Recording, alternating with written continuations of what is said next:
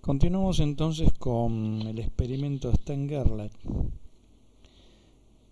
que consistía, recuerdo esto así brevemente, había un horno, generalmente en ese horno, en uno de los experimentos, había plata metálica a una temperatura de unos 900 o más grados. Esa plata se evaporaba, el vapor de plata atravesaba un campo magnético muy inhomogéneo, y bueno, después los átomos de plata iban a parar y se depositaban en una pantalla. Los átomos de plata se pueden pensar como, bueno, un núcleo con electrones cercanos a ese núcleo y algún electrón bastante más lejano, y pensado así simularía como decir una espira, ¿no? Una espira donde la corriente es justamente el movimiento de ese electrón. Y como bien ustedes saben, las espiras, cuando pasan por un campo magnético, pueden sufrir una fuerza y un torque inclusive, ¿no? Eso depende de cómo es el campo magnético. Si el campo magnético es uniforme, por ejemplo, fuerza no actúa fuerza sobre esa espira, eso lo vieron en electricidad y magnetismo. Pero este campo magnético es fuertemente inuniforme, inhomogéneo. Así que sobre estas espiras sí va a actuar una fuerza que van a desviar a estos átomos de plata hacia diferentes lugares de acuerdo a la orientación que trae, digamos, esa espira, ¿no? Ese electrón girando en torno al núcleo. La fuerza, este también es un cálculo largo que no vamos a hacer, pero la fuerza se puede escribir así, al final como el gradiente de el momento magnético de esa espira multiplicado por el campo externo, y esto por cómo es el campo magnético se puede aproximar de esta forma, como el momento magnético de la espira proyectado en la dirección del campo, o sea, este MLB es este que es ML, esta flecha, ¿no?, que representa el momento magnético. Recuerden, el momento magnético de una espira es intensidad por superficie, pero proyectado en la dirección del campo que pasa por este punto. Ese es MLB. Bueno, entonces se puede escribir como MLB por el gradiente del campo magnético. ¿De dónde sale esto? No importa. No vamos a entrar acá, no es la idea entrar en ese tipo de cosas. Claro, al final de cuenta de la cuenta uno saca que la desviación que va a sufrir la espira va a depender de cómo está orientado su momento magnético. Pero claro, los átomos de plata que salen de acá, que son 10 a la 23 por cada segundo más o menos, no salen orientados todos en la misma forma. O sea, salen orientados en seguramente todas las maneras posibles. Así que cuando pasen por el campo van a sufrir todas las desviaciones posibles, desde un valor determinado, o sea, habrá átomos que irán a parar acá arriba, que son los que más se desvían, hasta los que van a parar acá abajo. Y también en esta dirección por cómo es la forma del campo magnético.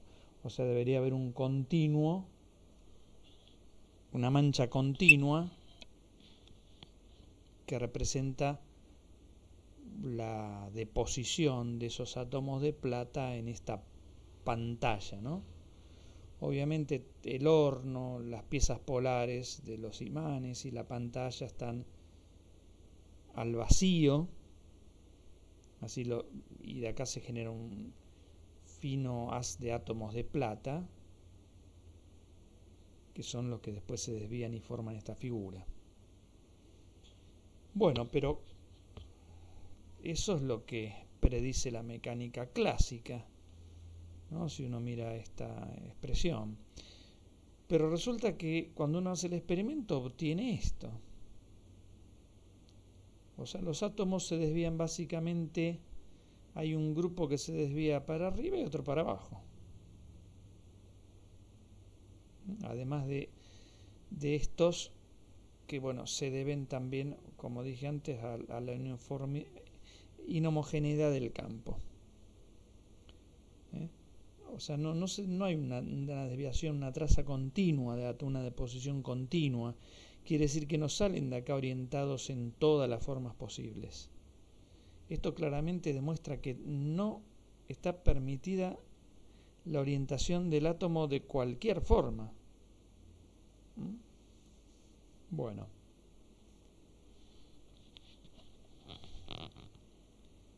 Por ejemplo, los que salen así, ¿no? Donde este es lo que están en celeste, o sea, este es el electrón que gira en torno al núcleo. Así que esa espira de corriente, la corriente es el electrón que gira, se puede simular como este imancito que yo dibujé acá, ¿no? Entonces, si el imancito tiene sur acá y norte acá abajo, bueno, el sur va a ser atraído por la pieza polar norte y este imancito va a ir a parar acá arriba. Cuando el electrón sale girando así, el imán está orientado de esta forma y ese no se desvía y va a parar acá al centro. Y el otro que tiene norte acá y sur acá, el norte va a ser atraído por este sur y va a ir a parar acá abajo. ¿Está bien? Lo que conté recién. Vamos a ver el experimento. Vamos a hacer correr un poco esto para que ustedes vean el experimento. Vamos a sacar el sonido. Entonces yo mando un imán. Esto es la predicción clásica, ¿no? Y este imán se va a desviar para arriba, porque este era norte y esto es sur o al revés. Si lo mando así perpendicular al campo no se desvía, y si lo mando para el otro lado se desvía para abajo. Pero como salen en todas las direcciones, se desvían formando esta mancha que yo dibujé acá así, ¿no? ¿Está bien? Bueno, ahora vamos a ver qué es lo que pasa en la realidad. Yo acá mando esto, que es el átomo de plata, y se desvía para arriba. Mando otro para abajo. Para arriba, para abajo. No hay desviaciones en sectores intermedios. Es como que estas cosas tienen un momento magnético, por ejemplo, norte para arriba, sur para abajo, y esto al revés. Sur para arriba, norte para abajo. ¿Está bien? Eso es lo que se mide, digamos. Ahí no están las orientaciones en cualquier dirección arbitraria, como contamos recién, ¿no? Bueno, o sea que, como dice acá, el momento magnético asume solamente ciertas direcciones discretas en el espacio. Algo que se denomina cuantificación espacial. Bueno.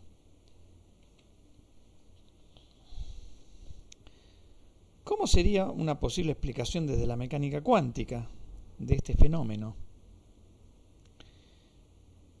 Si esta es la fórmula de fuerza, uno puede cuantificar esta fórmula de fuerza porque podría llegar a cuantificar este momento magnético de la espira, porque en la mecánica cuántica pueden ver la clase 1 de mecánica cuántica, la página 8, donde el momento magnético está ligado. Pensemos siempre en el átomo de hidrógeno y tengamos en la cabeza esa imagen de que el electrón gira en torno al núcleo, ¿no? Para fijar ideas. El momento magnético que genera ese electrón girando a modo de espira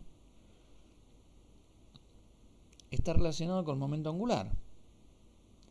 Y hay un factor que se llama factor giromagnético, que en ese caso vale 1. cuando el momento magnético es generado por el giro del electrón en torno al núcleo. Bueno, pero el momento angular, entonces cuantificar el momento magnético de la espira, que es lo que queremos hacer en esta fórmula, esto no está cuantificado, es el campo que ponemos nosotros. Cuantifiquemos esto. Cuantificar esto, la cuantificación de esto es porque esto está cuantificado. Porque todo lo otro es una constante, ¿no? Pensemos otra vez en el átomo de hidrógeno. Yo acá puse un ejemplo. Los posibles valores de momento angular proyectados en una dirección, que es la dirección del campo magnético que uno coloca externamente, a esa dirección uno la podría llamar dirección Z. ¿Está bien? O sea que esto es el LZ. Es decir, estoy haciendo coincidir la dirección del campo magnético con lo que yo defino como dirección Z. Listo, eso es lo que estoy haciendo. Entonces, ya sabemos, porque lo vimos en cuántica, que el LZ no toma cualquier valor. Puede tomar el valor 0, puede tomar el valor 1 por h barra, o sea, h barra, más o menos 1 por h barra, o sea, estar orientado para arriba o para abajo, el L, respecto a la dirección Z, puede valer más menos 2 h barra, etc. O sea que esto toma el momento magnético proyectado en Z. Recuerden que a B le estoy asignando la dirección de Z, toma una cantidad de valores de tal forma que M, que se llamaba número cuántico magnético, corría de menos L a L. O sea, acá M puede valer 0, más menos 1, hasta más menos L. Supongamos que, como yo dibujé acá para fijar ideas, L vale 1. Si L vale 1, o sea, M puede valer 0, más 1 o menos 1. Y acá dibujé las tres espiras. La que tiene momento magnético 0, que la dibujé así, esa no se desviará, pasará al medio. Y después la que tiene más 1 y la que tiene menos 1.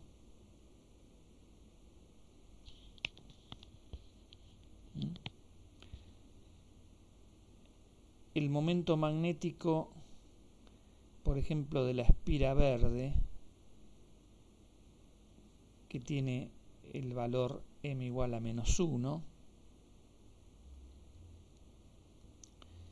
se proyecta en la dirección Z, que es esta dirección, que es la misma que la de B, se proyecta con valor negativo. Y el momento magnético de la espira que tiene m igual a más 1, que es este momento magnético, se proyecta en dirección positiva. Entonces, para dónde va a parar la espira depende de cuánto se proyecte o de cómo se proyecte su momento magnético en la dirección del campo magnético B. Entonces, vuelvo a repetir, la espira con m igual 0, que está dibujada hacia acá, no se desvía. Pero después hay dos proyecciones, una que tiene proyección negativa y la otra positiva. Una es esta espira y la otra es esta. Y bueno, una se desviará para arriba y la otra para abajo. O sea, deberían aparecer tres manchas. ¿Está bien? Tres manchas. Recuerden que en esta fórmula la fuerza tira a la espira para arriba o para abajo dependiendo de cómo es esto. y esto es la proyección del momento magnético en la dirección z. O sea, supongamos la proyección del momento magnético en la dirección z es positiva, entonces la fuerza la tira, por ejemplo, la espira la tira para arriba. Si la proyección en la dirección z es negativa, la tira para abajo. Bueno, en el caso cuántico tenemos que puede ser negativa o positiva o cero. No hay otro valor intermedio. En el caso clásico puede ser negativa, pero con un montón de posibles valores. Por eso no solamente va a parar acá, puede ir a parar en los lugares intermedios. También el momento magnético proyectado en la dirección positiva toma un montón de posibles valores, y entonces las fuerzas que actúan sobre las espiras, tironean no solo para este extremo, sino para valores intermedios de posición también. Porque en la mecánica clásica la proyección del momento magnético no toma dos valores como acá, que toma todo este valor o todo este, toma todos los valores intermedios también. Entonces, una manera de explicar esto podría ser esa. Fíjense que cualquiera sea el valor de L, siempre tendríamos una cantidad impar de manchas, ¿no? Por ejemplo, si L es 0, tenemos una mancha, porque si M vale 0, si L vale 0, M vale 0. Entonces, quiere decir que esos átomos no se desvían. No tienen L, dirección Z, recuerden que este es L dirección Z, B es la dirección Z. Al no tener L dirección Z, no tienen momento magnético. Al no tener momento magnético, no sufren desviación cuando pasan por un campo magnético. Es como una espira por la cual no circula corriente. Bueno, esa obviamente no se desvía. Si L vale 1, dijimos que M puede valer 0, menos 1 o 1. Y habría 3 posiciones posibles. Si L vale 2, hay 5 posiciones posibles, ¿no? M igual 0, una posición, más 1 o menos 1, ya acá hay 3 posiciones, más 2 y menos 2, 5 posiciones. O sea, habría 5 manchas, en vez de estas 3 habría 2 más por acá, aquellas intermedias. Bueno, ustedes pueden razonar fácilmente que la cantidad de manchas debería ser impar si esta fuese la explicación, ¿no? Si esta fuese la explicación, ¿no? Bueno, pero resulta que la cantidad de mancha que se observa bajo ciertas circunstancias es par. Es par, no impar. O sea, aparentemente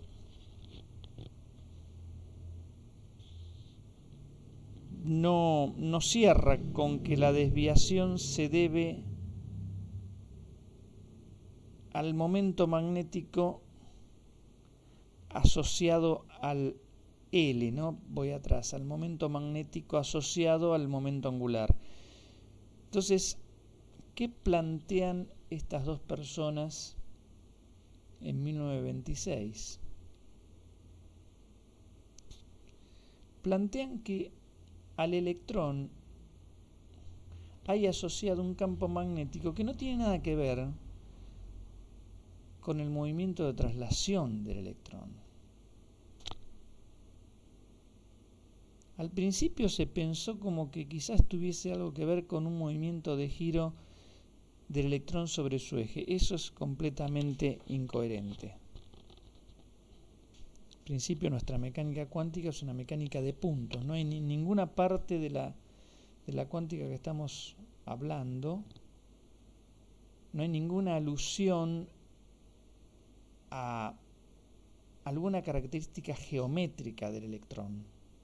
El electrón es puntual y los experimentos más recientes de dispersiones a altas energías le dan un radio máximo de 10 a la menos 16 centímetros como máximo. O sea, es bastante puntual. Pero si quieren, uno puede decir, bueno, pienso como si fuese el caso planetario, donde la Tierra gira en torno al Sol, entonces hay un L, pero también gira en torno a su eje y aparece un momento angular intrínseco. Acá también aparece un momento angular intrínseco, pero ya lo voy aclarando, que no es debido a ninguna rotación del electrón en torno a ningún eje. Pero bueno, se postuló en la física, todo es postulado, se postuló que aparecería un momento magnético que estaría ligado con un momento angular intrínseco del electrón. O sea, el momento magnético sería una constante por ese momento angular intrínseco, o sea que el electrón lo podría pensar como un imancito con un polo norte y un polo sur, por poner algo, ¿no? Y se postuló que ese momento magnético se puede escribir así.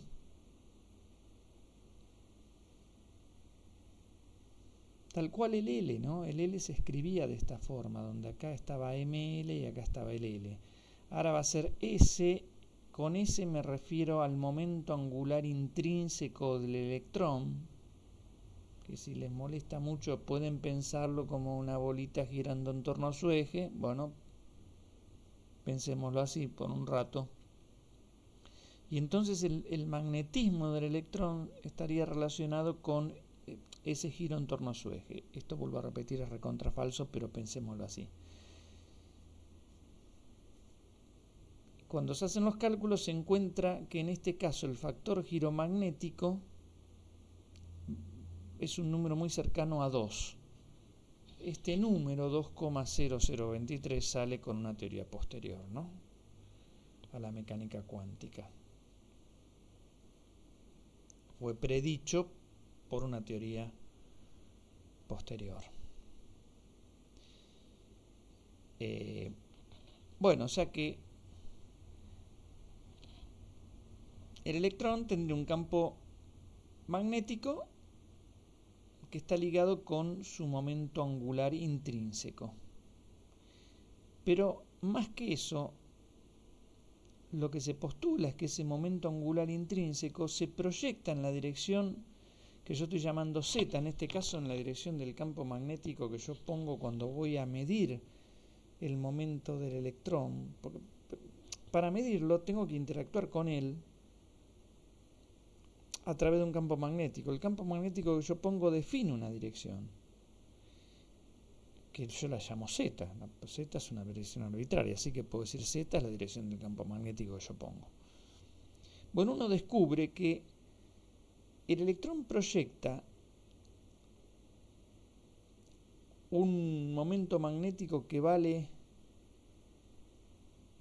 un múltiplo de este número positivo en la dirección de Z, o el mismo múltiplo pero para el otro lado, en la dirección negativa. Eso es lo que se descubre, que el momento angular intrínseco del electrón, algo que se llama spin, se proyecta en la dirección que yo estoy definiendo. Cuando mido estas cosas se proyecta como más un medio de h barra con este valor o menos un medio de h barra. No se proyecta con ningún otro valor intermedio. Con ningún otro valor intermedio. O sea, ese Z puede tomar dos valores. Un medio de h barra en la dirección que yo pongo el campo, o lo mismo en la dirección contraria. No se encuentra otro valor intermedio. Es decir, uno dice burdamente el momento angular intrínseco, su componente z, está cuantificado. Esto, hasta este punto, es experimental. Después, en una teoría posterior, la de Dirac, y después en la teoría de campo, qué sé yo, no hace falta postular la existencia del spin del electrón. Aparece, digamos, naturalmente en ese formalismo. Pero acá, para explicar estos fenómenos que se observaron en el experimento Stern-Gerlach y también en la descomposición en el desdoblamiento de las líneas espectrales, se postuló esos dos posibles valores del campo magnético intrínseco del electrón, o sea, el campo magnético que no tiene absolutamente nada que ver con lo que podría ser una traslación, un giro del electrón en torno al núcleo atómico. ¿Está bien? Además del campo magnético que da ese giro, entre comillas, ¿no? Además de ese campo magnético ligado con el L, que nosotros antes llamamos M sub L, estaría este otro campo magnético ligado con cuestiones intrínsecas de la partícula. Es una característica de la partícula. Intrínseco significa eso, propio de la partícula. Es un postulado. La partícula tiene una carga eléctrica, tiene una masa y ahora tiene una característica más, su spin, un número cuántico más, digamos. Bueno, y como antes, en mecánica cuántica, si yo puedo medir algo, ese algo tiene asociado un operador y una autofunción. Y entonces el SZ, que es la componente Z del spin, cuando yo se lo aplico a su autofunción, que la estoy escribiendo como psi flecha para arriba sub S, me va a dar el autovalor, que es su medio de h barra, multiplicado otra vez por la autofunción. Mientras que ese z también puede tomar el valor hacia abajo.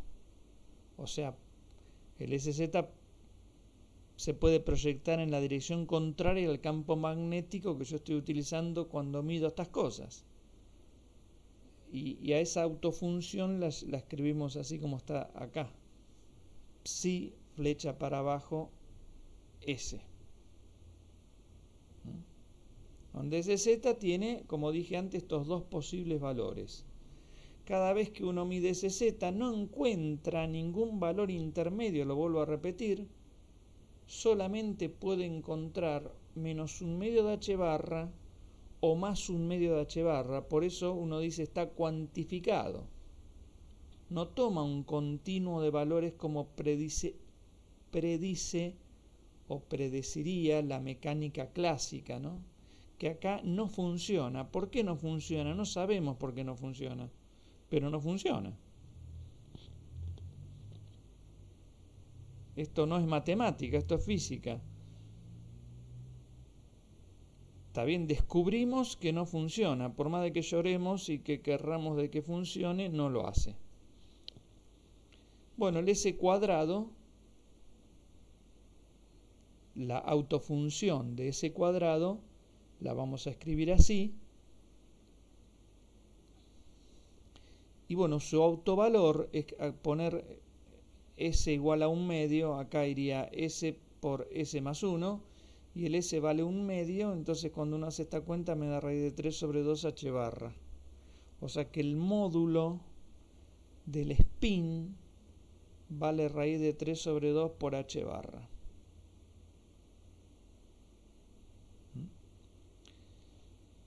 Bueno,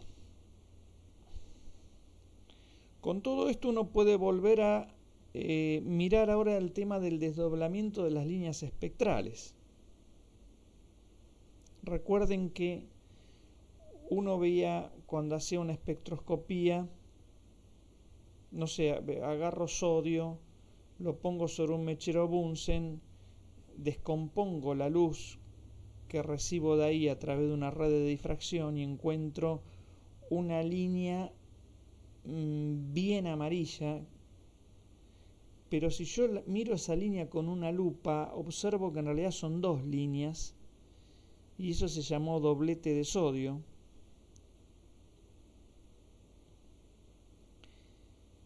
Pero resulta que el doblete de sodio cambia si yo lo pongo en un campo magnético, así saco el campo magnético.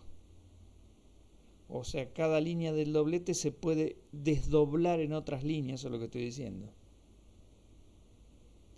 Ahora, ¿por qué podrían desdoblarse las líneas? Bueno, cuando uno pone una espira de corriente en un campo magnético, ahí aparece una energía de interacción entre la espira y el campo, algo que ustedes vieron en electricidad y magnetismo, o en electromagnetismo. Ese monto de corriente adicional se puede escribir como una constante por el campo magnético, y esto que está acá, ml por el coseno del ángulo, es la proyección del momento magnético de la espira, la proyección del momento magnético de la espira en la dirección del campo magnético aplicado. Si uno hace las cuentas, me queda este resultado que está acá. ml coseno de θ, o sea, la proyección del momento magnético en la dirección del campo magnético, es lo que yo llamo m sub l sub b. Bueno, este es el monto de energía que aparece debido a esa interacción. Entonces, claro, resulta que si uno ahora piensa en mecánica cuántica,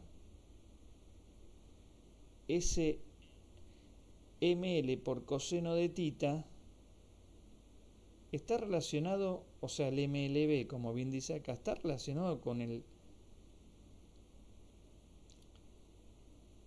momento angular en la dirección de z.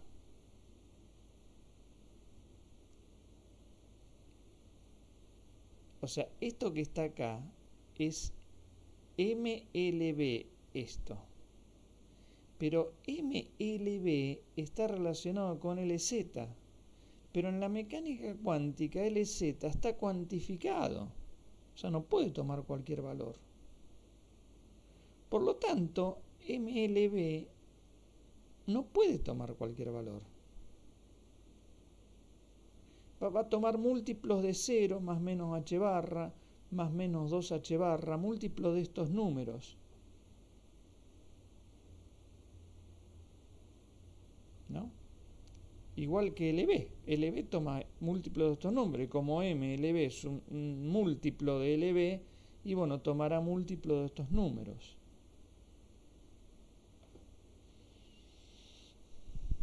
Por ejemplo, si LZ vale 0,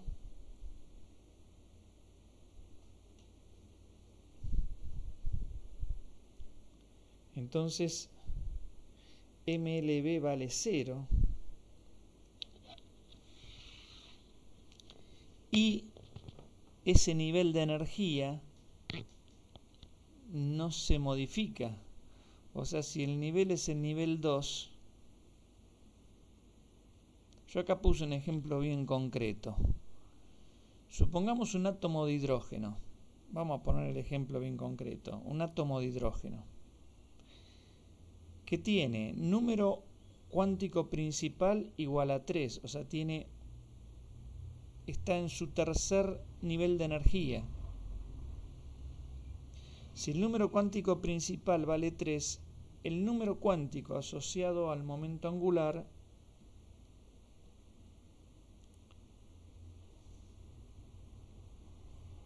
puede valer 0, 1 o 2. Supongamos que el número L vale 2. Bueno, si el L vale 2, el número cuántico magnético puede correr de menos 2, menos 1, 0, 1 o 2.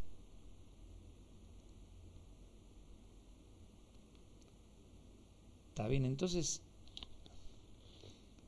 si nosotros ponemos esos números acá,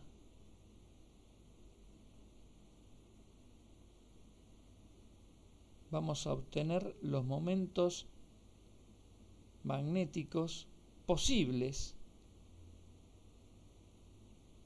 y por lo tanto vamos a la fórmula anterior. Cuando reemplacemos acá este valor, esto no toma cualquier valor, toma, en este caso, volvamos, toma 1, 2, 3, 4, 5 posibles valores. Esto toma 5 posibles valores. Y si yo reemplazo este MLB acá, porque esto es MLB, esta cuenta toma 5 posibles valores. Y por lo tanto, los montos de energía toman 5 posibles valores. O sea, la variación de energía puede ser 0, una constante por h barra, 2 veces esa constante por h barra, o menos la constante por h barra, o menos 2 veces la constante por h barra. O sea, puedo tener en el nivel 3, podría tener la energía menos 2a por h barra, este nivel de energía menos a por h barra,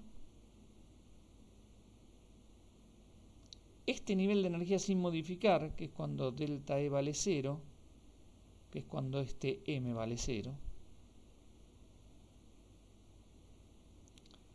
podría tener más energía a la que tengo, le podría sumar A por H barra, esto estaría acá arriba, o sea, a este nivel de energía le sumaría A por H barra, o le sumaría 2 veces A por H barra. Entonces, en vez de tener un nivel, tengo 5 niveles. 5 niveles. Lo mismo podría pasar con este nivel que está acá abajo. Entonces, en vez de tener una línea de emisión que corresponde a que el electrón pasa del nivel 3 al nivel 2, cuando hace este decaimiento, emite radiación electromagnética en una frecuencia determinada y uno tiene una línea. Acá veo que puedo pasar de acá a uno de acá abajo, de acá a otro. O sea, cada una de estas bajadas es una frecuencia.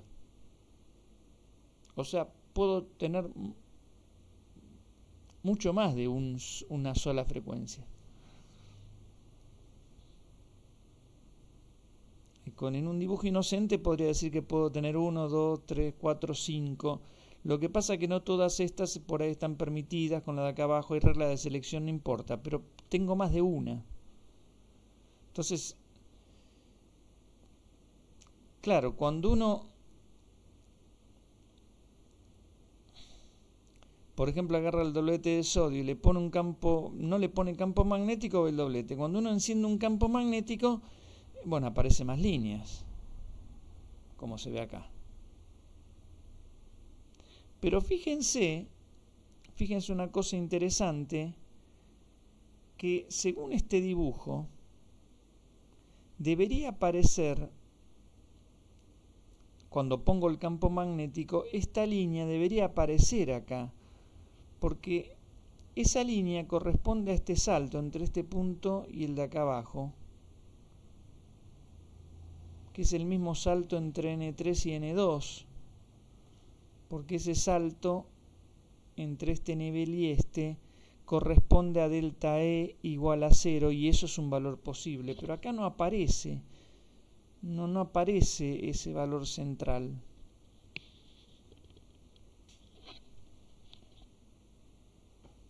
¿Está bien? O sea, si yo digo que, bueno, esta línea es debida a la frecuencia que se emite cuando el electrón pasa del nivel 3 al nivel 2, cuando pasa del 3 al 2 con el campo apagado veo esto. Con el campo prendido veo un número impar de niveles que corresponde a esto. Siempre está ese número impar cuando yo hablo de L, ¿no? Aparece ese número impar por cómo es L, ya lo dijimos. Si L vale 2, M toma 5 valores. Si L vale 1, M toma 3 valores. Siempre M toma una cantidad impar de valores. Y el momento magnético depende del M, del número cuántico magnético.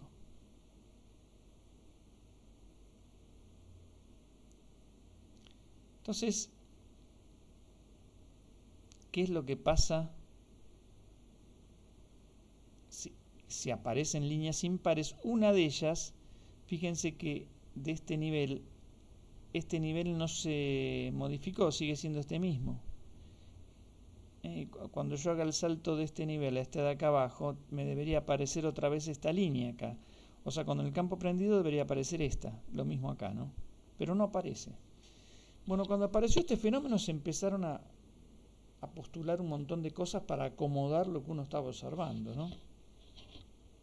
Bueno, que quizás habría una regla de selección que uno desconoce que impide que aparezca esa línea.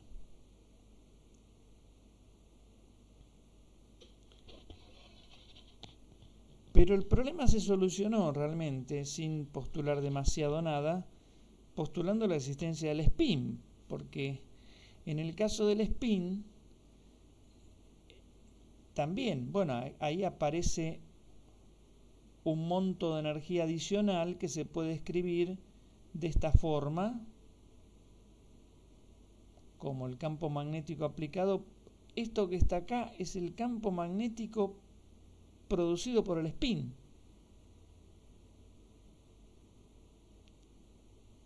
También eso es válido. O sea, el monto de energía aparece por la interacción del campo magnético con un campo magnético de la partícula, del electrón en este caso, ¿no? El campo magnético del electrón, ya lo dije, se puede deber a que el electrón se traslada como si fuera la Tierra alrededor del Sol, pero también se puede deber al campo magnético propio del electrón. Pero ¿qué es lo que pasa? Este ms coseno de tita, que es el msz, ya dijimos que toma dos valores, o menos un medio h barra, o más un medio h barra, nada más. Eso significa que cada línea se bifurca en una cantidad par de líneas, no impar. Entonces acá podría ser que, bueno, en vez de este salto, tengo este salto, vamos atrás. Tengo este salto de acá hasta acá, y eso es una línea. O sea que este salto que corresponde a una línea se transformó en este salto que es una línea y en este que son dos líneas. O sea, de una línea pasé a dos líneas con diferentes energías que la que corresponde a este salto, ¿no? Porque la energía de este salto es esta distancia en este dibujo. Y si yo voy, no sé, de acá a acá tengo una distancia y de acá a acá tengo otra distancia, o sea, son diferentes las energías, ¿no? Entonces, admitiendo, bueno, no solamente admitiendo, cuando se hacen los cálculos da correctamente así, admitiendo la existencia de un momento intrínseco, magnético intrínseco del electrón, se pudieron explicar esos desdoblamientos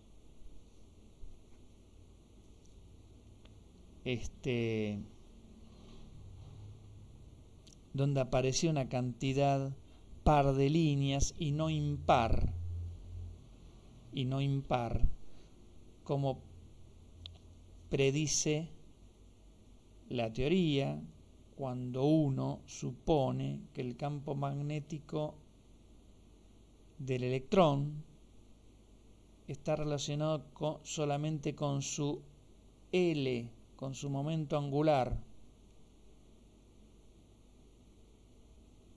Bueno, la cosa no es tan sencilla como yo estoy contando acá, es un poco más complicada.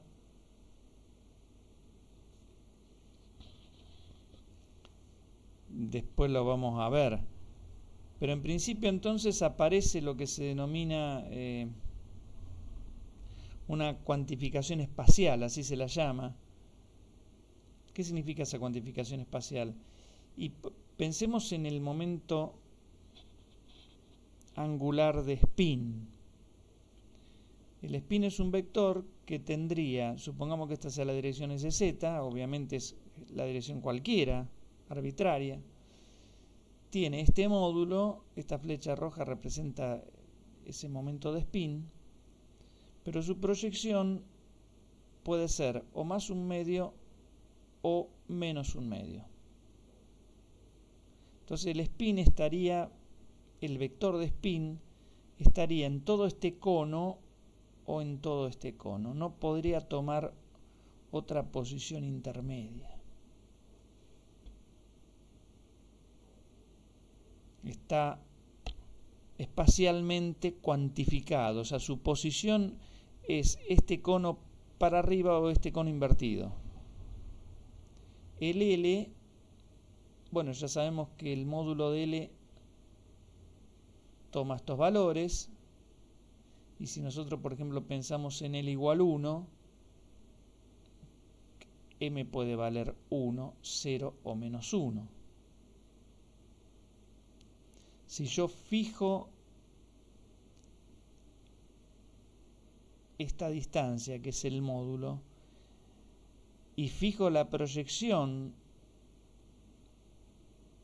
cuando M vale 1, el LZ puede valer, bueno, H barra, más H barra, ¿no?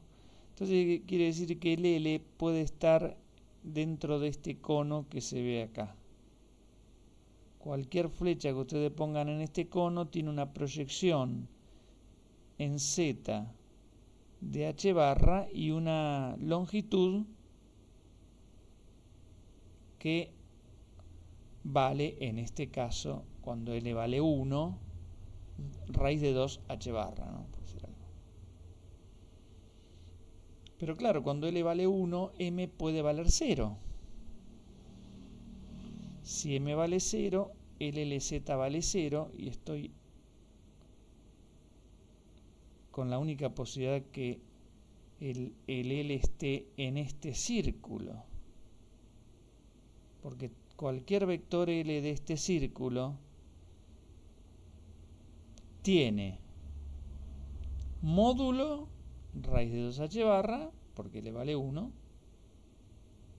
y LZ igual a 0. Y si M vale menos 1, bueno, estoy en este cono invertido.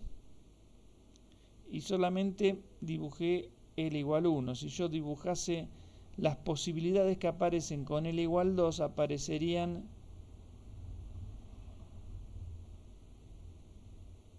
cuatro conos y esta circunferencia. Pueden hacerlo y comprobar de que es así. Entonces a eso se lo llama cuantificación espacial. Los vectores no pueden estar orientados de cualquier manera.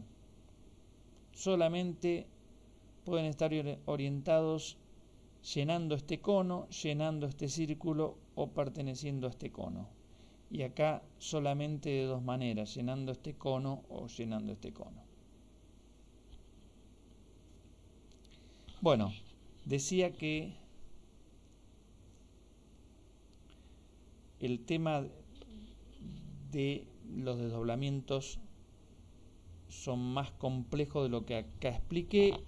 Acá intenté dar solamente una idea, pero hay un desdoblamiento que se debe a la energía involucrada cuando se acopla el campo magnético con el que se traslada el electrón debido al traslado, al giro en torno al núcleo,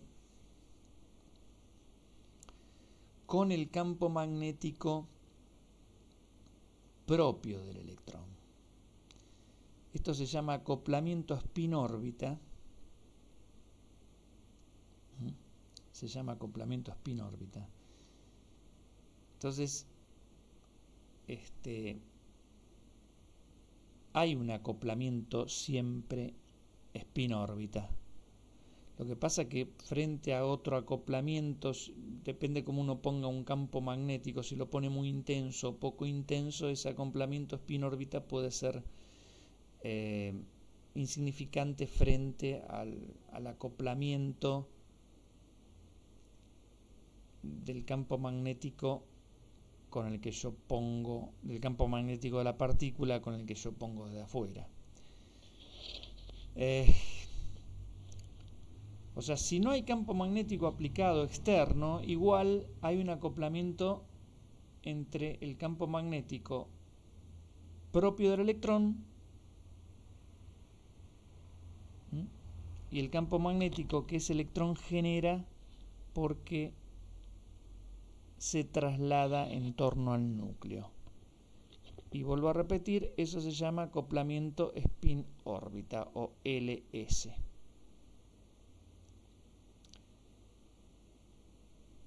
Pero después hay lo que se denomina un efecto Zeeman normal, que es cuando uno pone un campo magnético externo muy intenso. Cuando uno pone un campo magnético muy intenso, ahí se puede despreciar ese acoplamiento spin-órbita.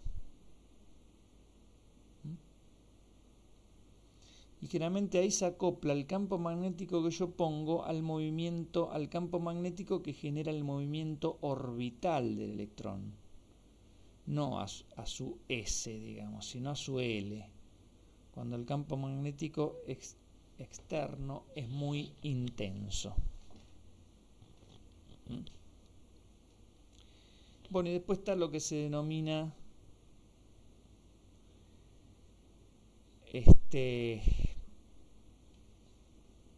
el efecto Zeeman anómalo, que es cuando uno pone un campo muy débil,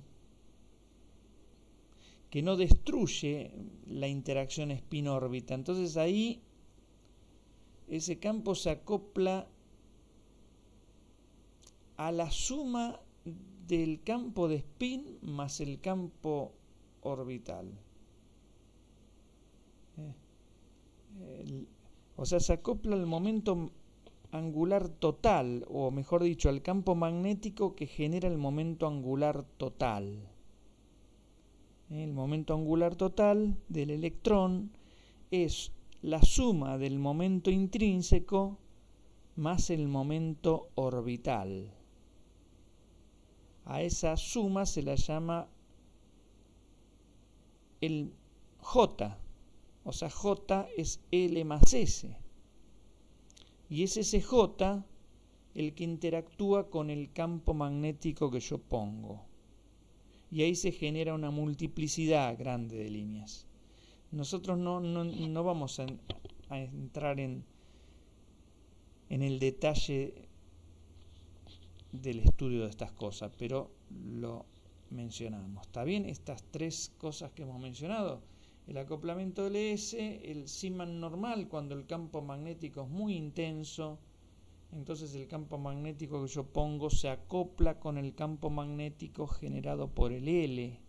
del electrón, o el Zeeman anómalo, que es cuando yo pongo un campo débil y entonces el campo magnético se acopla a la suma de L más S. Bueno, esto no es simple, la intención no es estudiarlo en detalle, simplemente lo mencionamos. Bueno, y por ahora ya con esto me parece que para ustedes fue suficiente, lo dejamos acá y después continuaremos.